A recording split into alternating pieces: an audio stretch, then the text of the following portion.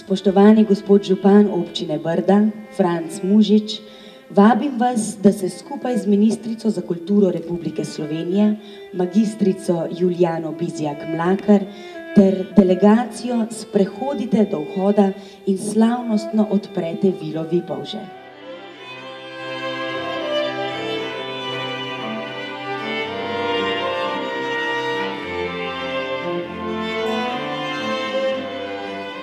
Pravijo, da je ključ do srca na notranji strani vrat. In tako se je pokazalo tudi danes, ko praznujemo novo obdobje Vile Vipavže. Danes praznujemo vezi med svetovi in ljudmi v Brdih, na križišču narodov. Najlepša renesančna vila v Sloveniji skriva veliko zgodb. Podajali so si jo lastniki iz vseh vetrov in Vila Vipavže je vsem po vrsti odprla pogled na romantične briške griče.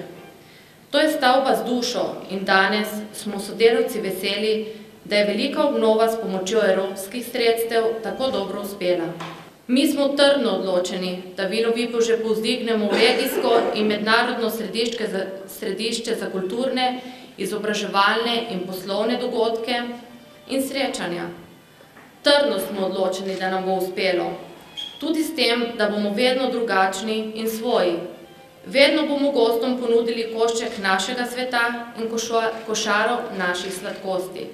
Brez tega v Brdih evropski destinaciji odličnosti v Sloveniji za leto 2015 preprosto ne gre. Na tem projektu je občina Brda delala kar 2 desetletji. Lahko rečem, že prvo leto, ko je nastala občina Brda, smo začutili, da s tem objektom je nujno kaj narediti. Takrat smo začutili v občinski upravi in tudi na občinskem svetu, da ta zadeva za občino Brda bi bila prevelik zalogaj, zato smo vljudno odstopili državi ta objekt in tako, da ga danes tudi lepo uredila in danes z velikim zanosom in izzivom sprejemamo ta objekt v upravljanje in prepričan sem, da bomo na to tematiko še kaj rekli.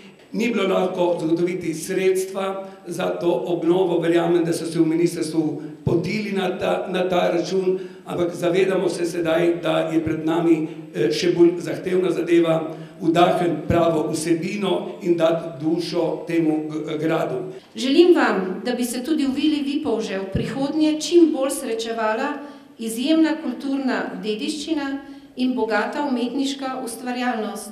Brda, Brda,